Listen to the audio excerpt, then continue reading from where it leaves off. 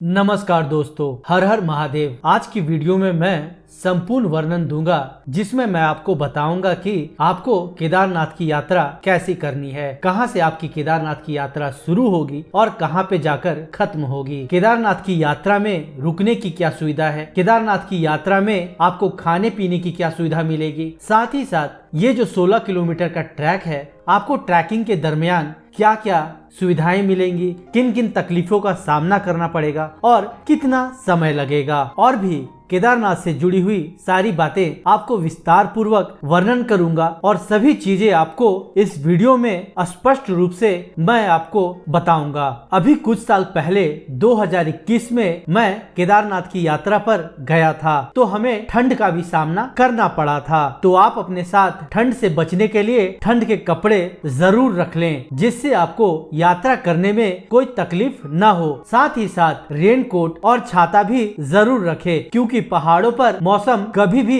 खराब हो जाता है। तो बने रहिएगा इस वीडियो में मेरे साथ। मैं एक एक करके केदारनाथ से जुड़ी सारी जानकारी आपको देने वाला हूँ, जिससे आपको केदारनाथ की यात्रा करने में कोई भी कठिनाई ना हो और आपका खर्चा भी कम हो। तो चलिए यात्रा शुरू करते हैं। हर हर महादेव। यात्रा शुरू होती है मेरी हरिद्वार से।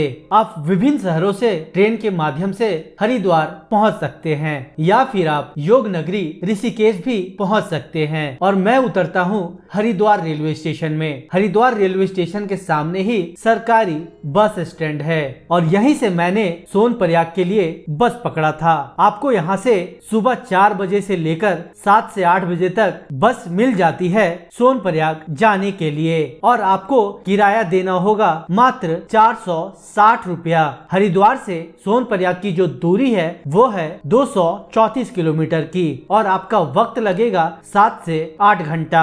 आप चाहे तो टैक्सी से भी सोनप्रयाग तक जा सकते हैं, लेकिन आपको हरिद्वार से सोनप्रयाग के लिए आसानी से बस मिल जाती है, जिसमें आपका किराया भी कम लगता है। रास्ते में आपको धारी देवी टेम्पल भी मिलेगा, चाहे तो आप यहाँ भी दर्शन कर सकते हैं। उसके बाद आपका देवप्रयाग आता है। यहाँ पे अलकनंदा और भागीरथी नदी का संगम भी रुककर आप देख सकते हैं। फिर शाम तक आप सोनप्रयाग पहुँच जाते हैं। सोनप्रयाग बहुत ही छोटा सा टाउन है। यहाँ पे आपको होटल रुकने के लिए मिल जाते हैं। 700 रुपए से लेकर 1000 रुपए में आपको डबल बेड सोनप्रयाग में मिल जाता है। सोनप्रयाग में ही आप अपनी केदारनाथ यात्रा की यात्रा पर्ची बनवा ले और अपना आधार कार्ड साथ में रखें, और आप चाहें तो सोनप्रयाग में रुक भी सकते हैं, लेकिन मैं रुका था गौरीकुंड में। फिर आप सुबह उठकर सोनप्रयाग से गौरीकुंड आसानी से जा सकते हैं। आपको सोनप्रयाग से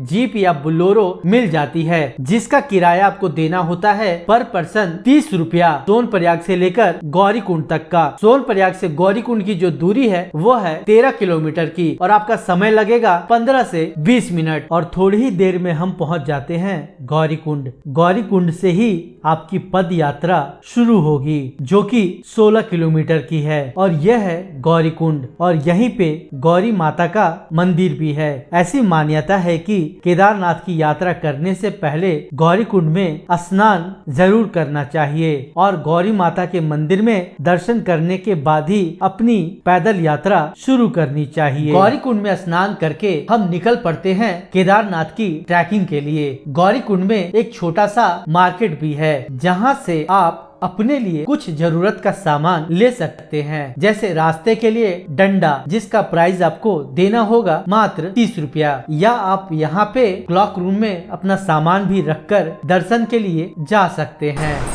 केदारनाथ तक का प्राइस कितना है घोड़े का? 2300 है। हाँ। तो अभी तो बोल रहे डिस्काउंट में जाएंगे। डिस्काउंट में तो वो है ना, इसलिए क्या कहते हैं। और सरकारी रेट कितना है? सरकारी रेट ही 2300 है। अच्छा, 2300 में जाते हैं। यहाँ से वो पर्ची कटती है। हाँ हाँ, वो आगे से कटती है ना? हाँ, वहाँ से यहाँ से। ठीक है। और हम पहुँच जाते हैं गौरीकुंड घोड़ा पड़ाव। यहीं से आप यात्रा के लिए घोड़ा खच्चर बुक कर सकते हैं। आपको 2300 रुपए की पर्ची कटवानी पड़ती है प्रीपेड काउंटर से, जो कि सरकारी रेट है। यहाँ पर रेट चार्ट भी लगा हुआ रहता है। आप यहाँ से डोली और पालकी भी बुक कर सकते हैं, वो भी सरकारी रेट पे। फिर हम यहाँ से अपनी यात्रा आगे बढ़ाते हैं, और रास्ते में आपको खूबसूरत छोटे छोटे वाटरफॉल देखने को मिलेंगे। और ये मंदाकिनी नदी है, और यहाँ से कमाल का व्यू आ रहा है। तो बहुत सारे वाटरफॉल आपको मिलेंगे केदारनाथ की यात्रा करते समय। रास्ते में बहुत सारे वाटरफॉल, बहुत ही खूबसूरत व्यू आता है। तो अगर आप व्यू का आनंद लेना चाहते हो, पैदल यात्रा करना। और जंगल चट्टी से 2 किलोमीटर पहले रुककर हम नींबू पानी पीते हैं, जिसका हमें देना पड़ता है मात्र 30 रुपया। यहाँ से आपको सुमेर पर्वत भी दिखता है, जिसके पीछे चाइना है। यहीं पे थोड़ी देर रुककर हम नज़ारों का मजा लेते हैं। अभी हम जिस जगह पे हैं वहाँ से गौरीकुंड 0.3 किलोमीटर, भैरव मंदिर 0.5 किलोमीटर, घोड़ा पड़ाव 2.5 किलोमीटर, और हम व्यू एंजॉय करते करते धीरे धीरे केदारनाथ मंदिर की ओर बढ़ रहे हैं। और हम लोग फाइनली जंगल चट्टी पहुंच चुके हैं और हम लोग यहाँ पे नाश्ता कर रहे हैं, आलू के पराठे। और ये बन रहा है आलू का पराठा हमारा। देख के मन भर गया और टेस्टी भी है ये। और ये इनकी छोटी सी दुकान है। तो जंगल चट्टी में आपको पहुंच के अगर पराठा खाना हो तो आप इनकी दुकान पे पराठा खा सकते हो, ब्रेकफास्ट कर सकते हो। प्राइस कितना है? 50 रुपया। टेस्ट पूछते हैं कैसा है? कैसा टेस्ट है? बढ़िया। पंकज से पूछते हैं कैसा टेस्ट है? टेस्टी है। फाइनली हम पहुंच चुके हैं भीमबली, और कुछ ऐसा नज़ारा है यहाँ का। भीमबली में GMVN का एक छोटा सा रेस्टोरेंट भी है, जहाँ पे आप चाय, नाश्ता और खाना भी खा सकते हैं। और यहीं पे भीमबली का एक छोटा सा मंदिर भी है, जहाँ पे आप दर्शन कर सकते हैं। और भीमबली में भी चाहे तो आप ब्रेकफास्ट वगैरह कर सकते हैं। चाय, कॉफ़ी, आलू के पराठे आपको मिल जाएंगे। पुलिस सहायक केंद्र भी है यहाँ पे। पब्लिक टॉयलेट आपको जगह जगह मिल जाएंगे, जो सरकार की तरफ से व्यवस्था की गई है। केदारनाथ में देवस्थान बोर्ड की तरफ से ये वाला बोर्ड लगा है, श्री केदारनाथ यात्रा 2021 जिला प्रशासन रुद्रप्रयाग आपका हार्दिक स्वागत करता है। अगर आपको इस तरह की कोई प्रॉब्लम होती है, सांस फूलना, बेहोशी या चक्कर आना, सिर दर्द, घबराहट का होना, दिल की धड़कन का तेज होना, मित्तल, उल्टी वगैरह, तो आप कॉल कर सकते हैं। 108 पे हेल्पलाइन नंबर है, और नीचे भी कुछ नंबर दिए हुए हैं, तो आप इसे पढ़ लीजिएगा।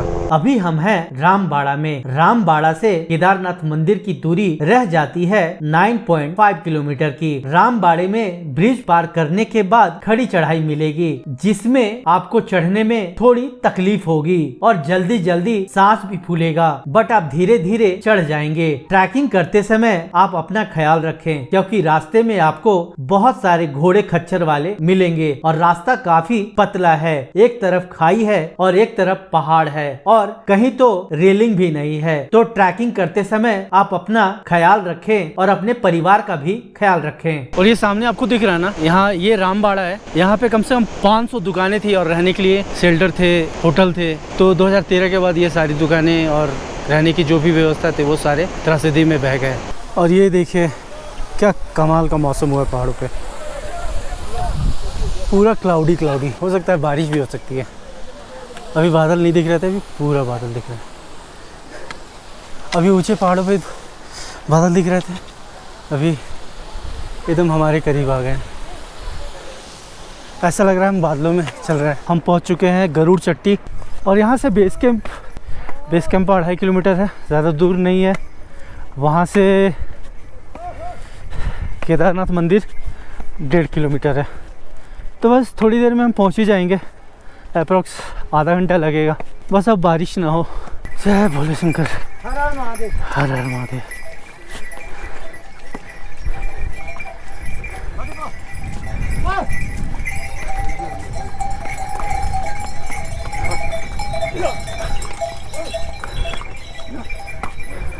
बस थोड़ी दूर और हमारा बेस कैंप है, अप्रॉक्स 1.5 किलोमीटर, और कमाल का व्यू आ रहा है यहाँ से भी।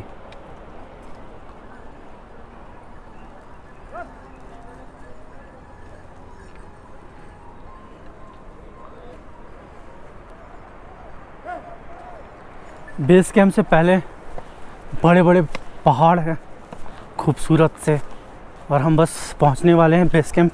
सुबह 7 बजे हम लोग चले थे ट्रैकिंग के लिए, ट्रैक कर रहे थे, और अभी बजे हैं 4:50, और 1 घंटा हमारा बारिश हो रही थी, तो हम लोग को 1 घंटा हम शेल्टर के नीचे छिपे रहे, वरना 4 बजे तक हम यहाँ पे होते। फाइनली हम बेस कैंप पहुँच चुके हैं और ये है घोड़ा पड़ाव। यहाँ से आगे घोड़ा भी नहीं जाती है, घोड़े वाले यहीं पे लाके ड्रॉप करेंगे और यहाँ से मंदिर बस 1 किलोमीटर की दूरी पे है। अभी बजे हैं शाम के 5:30, 6 बजे आरती होने वाली है, तो हम धीरे धीरे आगे बढ़ रहे हैं। कोशिश कर रहे हैं कि आरती में पहुंच सके और आपको ये आरती दिखा सकें। और ये है बेस कैंप। एक्चुअली में बारिश नहीं होती तो हम 1 घंटा पहले पहुंच जाते, बट बारिश की वजह से 1 घंटा हमें रुकना पड़ा, जिसकी वजह से थोड़ा सा लेट हो गया।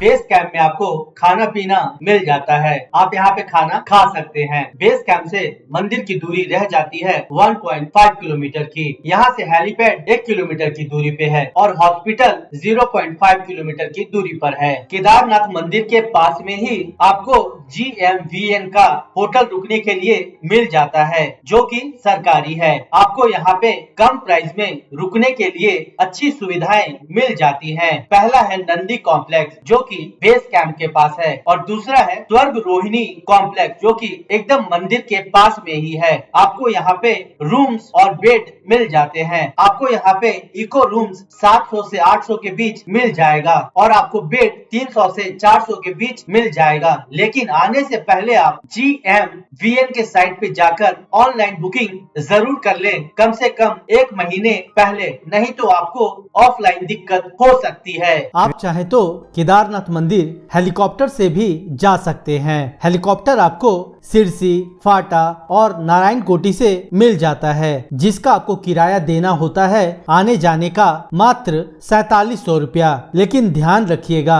हेलीकॉप्टर की बुकिंग आप ऑनलाइन करवा कर ही आइएगा। ऑफलाइन आपको टिकट मिलेगी, लेकिन थोड़ी तकलीफ हो सकती है।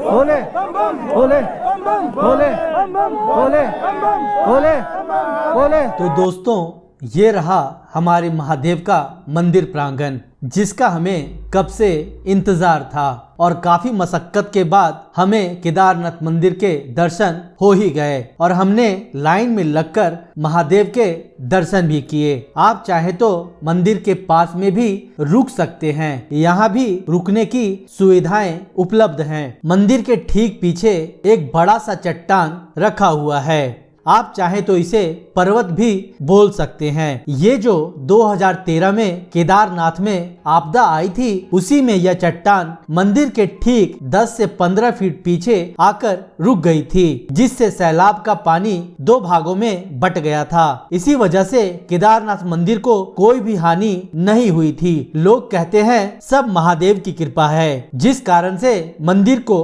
कुछ भी नहीं हुआ, वरना मंदिर के आसपास जो कुछ भी था, होटल, घर, धर्मशाला, सभी मलबे में तब्दील हो गए थे। लेकिन केदारनाथ मंदिर को कुछ भी नहीं हुआ। लोग कहते हैं ये हमारे महादेव की कृपा है। हर हर महादेव। जब आप केदारनाथ मंदिर पहुंचेंगे तो आपको ऐसा प्रतीत होगा कि पूरे ब्रह्मांड में स्वर्ग कहीं और नहीं, बस यहीं पे है, और आपको सिर्फ और सिर्फ भोलेनाथ दिखेंगे, बाकी सब कुछ आप भूल जाएंगे। और आपका जो केदारनाथ ट्रिप का खर्चा होगा वो होगा 3 नाइट 4 डेज का लगभग 8 से 10 हजार रुपया। तो इस वीडियो को यहीं पे खत्म करते हैं और उम्मीद करता हूँ कि आपको ये वीडियो अच्छा लगा होगा। तो वीडियो अच्छा लगा हो तो इस वीडियो को लाइक, शेयर, सब्सक्राइब जरूर कीजिएगा। मैं आपसे जल्द ही मिलता हूँ एक नई वीडियो में। हर हर महादेव। और जाते जाते मैं मंदिर खुलने का समय आपको बता देता हूँ। केदारनाथ मंदिर सुबह 6 बजे से लेकर 3 बजे तक खुला रहता है, बीच में 2 घंटे के लिए बंद होता है। फिर शाम के 5 बजे से लेकर 9 बजे तक मंदिर खुला रहता है। इस बीच में आप दर्शन कर सकते हैं। हर हर महादेव।